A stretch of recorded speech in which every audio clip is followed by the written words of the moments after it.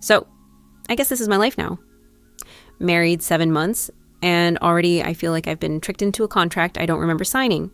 Everyone keeps telling me I should be grateful. He's stable, he has property, his family is respectable, you won the lottery? Sure. Except nobody mentioned that the lottery also comes with my mother-in-law sleeping in the next room, giving me daily reports on my uterus like she's monitoring the stock market. I thought arranged marriage would at least mean clarity. Like, okay, we had those stiff coffee shop meetings. He nodded while I said I loved cooking. Why did I even say that? I literally hate chopping onions. I have Food Panda bookmarked like it's religion. And we both pretended to agree on timelines for kids and joint dreams. It felt like an interview where I got the job and then immediately regretted taking it. And now? I commute 3 hours a day to Noida while he sulks because I'm not switching jobs fast enough. Like, sorry, I can't just walk into Gurugram with my CV and charm HR into creating a role. I come home after 9 p.m. and collapse, and he stares at me like I'm a broken appliance. No smile, no how was work, just this heavy silence. Sometimes he'll mumble about companionship, like he ordered a puppy and the package came defective. He also acts like my dad is personally robbing him because I help pay my family's EMI. Yes, I give my father money. Yes, it's for a flat that technically will go to my brother. No, I don't feel like explaining inheritance politics every night before bed. But he calls it unfair, like I'm running some Ponzi scheme. Then there's the sex thing. Ugh. Do I even say this here? I'm too tired half the time, like literally too tired. He'll initiate and I just can't perform the whole loving wifey act. And he looks at me with this mix of pity and disappointment, and suddenly I'm the villain for not being a 1950s housewife plus porn star, plus office worker rolled into one. But the worst part? The group chat. His mom added me to this cursed WhatsApp family group where every second message is, Auntie 1 Beta, when are you giving us good news? Uncle 2, don't delay children, age matters. My L. She promised me before marriage she will take career breaks soon. Like, sorry? I promised you? What am I? A subscription service? And then last week his cousin posted this voice note, by mistake, or not, saying, she's smart, but she's not adjusting. But I deserve someone simpler. I replayed it like 10 times. Someone simpler.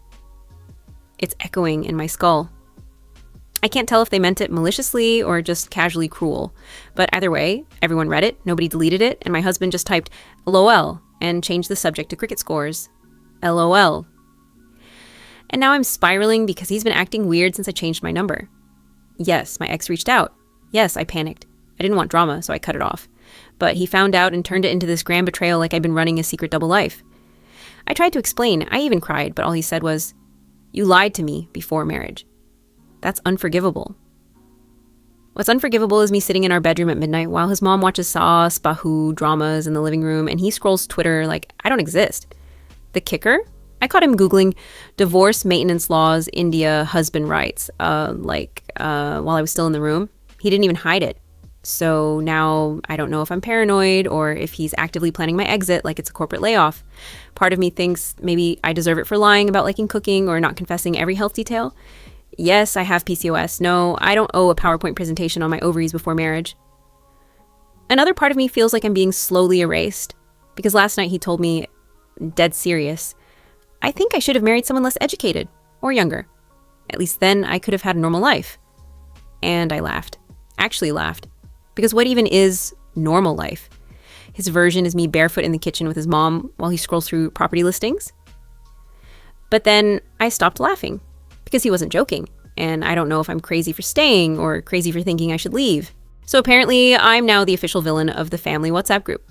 They don't even try to hide it anymore. It's like I'm watching people rehearse my obituary in real time. Yesterday, after I said I couldn't come to a random puja because I had a client deadline, his aunt literally typed, Auntie 3, career women always think they're too busy for tradition. And his mom added, Mill. She promised me she will prioritize family. I don't know why she's changing now. Then his cousin chimed in with a string of emojis like they were all praying for my soul. I wanted to throw my phone against the wall. And of course my husband, he sent a thumbs up. A literal. No defense, no, hey, she's tired. Just be neutral emoji diplomacy. The thing is, he's different in private, or at least confusing. 1 minute, he's telling me I'm cold, distant, untrustworthy. The next, he's buying me flowers and saying he wants to try again. Like he oscillates between prosecutor and love bomber with zero transition. I keep falling for it because when he's kind, it feels like relief. Like I can breathe again. And then the switch flips. Example. Last week he told me, huh, you've ruined intimacy for me. I cried myself sick. Then 2 days later, he booked us a dinner reservation and kissed my forehead like nothing happened. My brain is soup. Then came the dinner party. Oh God, his coworker was hosting a get-together. Small, just colleagues and partners. I thought, okay, maybe neutral ground will help. I'll smile, I'll be polite, we'll look normal. Except halfway through, one of his coworkers joked, wow, you're still commuting from Noida? I thought you'd shift jobs by now. And my husband just smiled and said, she's still deciding if she wants to be here. Permanently.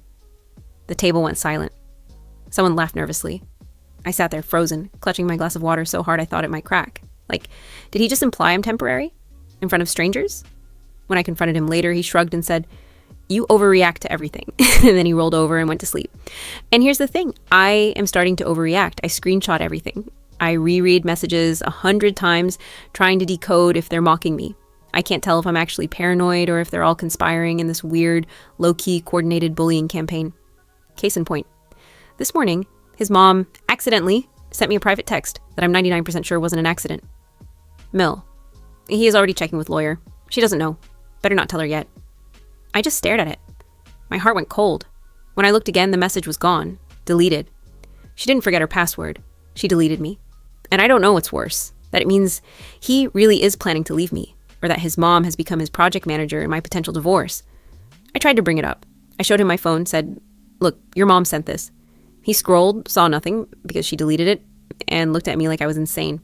Why are you making things up? Do you need therapy? Maybe I do. But not for the reasons he thinks.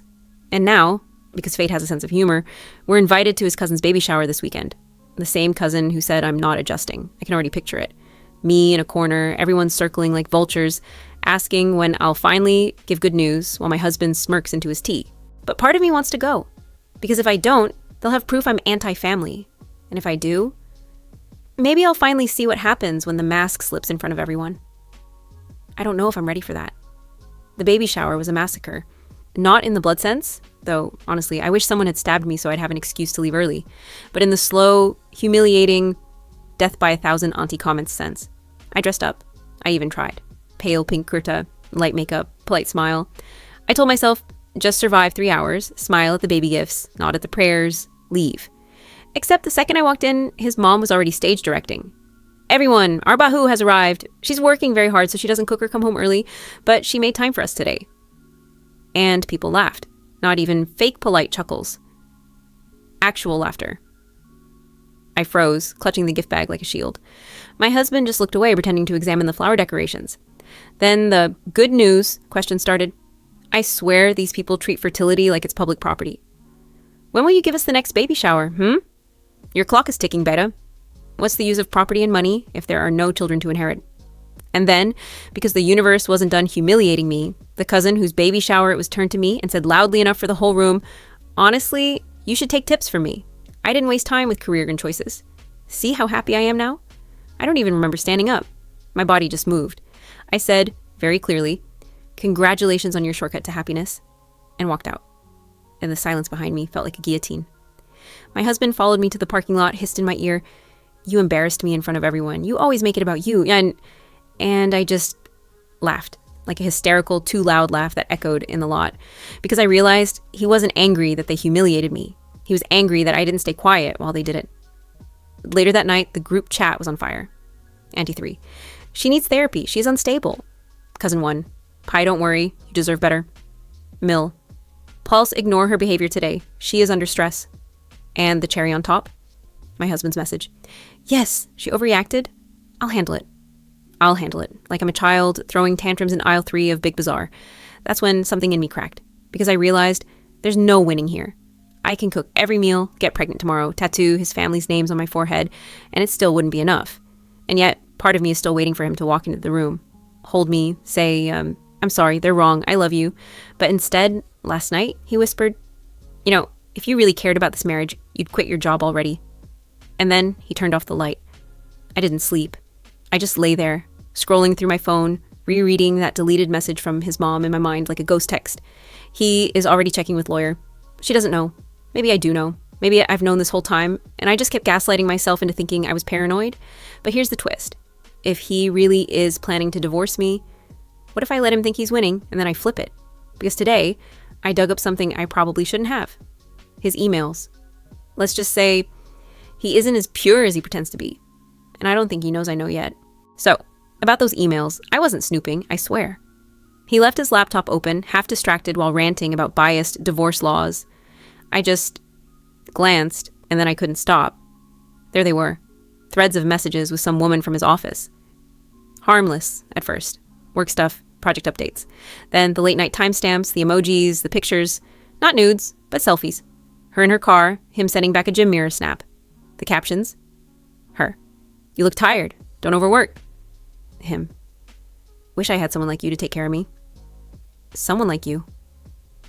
I sat there, hands shaking, scrolling further. Dinners. Accidental lunches. One email where he straight up told her, "You get me in ways my wife doesn't."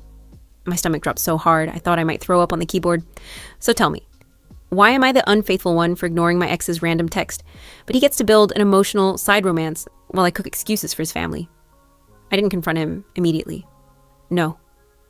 I waited. I played dumb because something inside me snapped in a way that felt, calm. Not rage, not hysteria. Calm like a surgeon before making the first cut. The next day was Sunday lunch with his family, because God forbid we have one meal alone. I dressed up again, smiled, carried mithai. Everyone was chattering, laughing, his mom asking when I'd finally give them good news. And I just dropped it. Right there at the table. Looked straight at him and said, "Should I ask your coworker to give the good news?" Instead, since apparently she gets you in ways I don't. Dead. Silence. His fork clattered onto the plate. His mom gasped like I just slapped her. His uncle coughed. Someone dropped a spoon. He stared at me, face pale, and whispered, "How do you know about that?" I didn't answer. I just kept smiling. The whole meal collapsed after that. His mom started crying, wailing about shame and what will people say. His cousin whisked the baby out of the room like I was contagious. He grabbed my arm, tried to drag me aside, hissing, "You've ruined me. Do you even know what you've done?" And I said, very quietly, "Yes, finally." I left before dessert. Now it's been 2 days. He sent me a string of messages. "We need to talk. You misunderstood. She's just a friend. You're destroying this marriage." I haven't replied. His mom called 14 times yesterday. I muted her. And here's the funny part. I'm not crying. I'm not pacing. I'm not gaslighting myself anymore.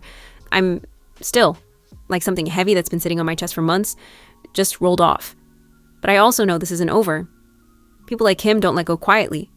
He'll spin it, twist it, turn me into the villain. Maybe he'll even try to play the victim. She humiliated me in public. She's unstable. Fine. Let him, because I have the emails, I have the screenshots, I have the deleted text from his mom burned into my brain, and for once, I'm not the one spiraling.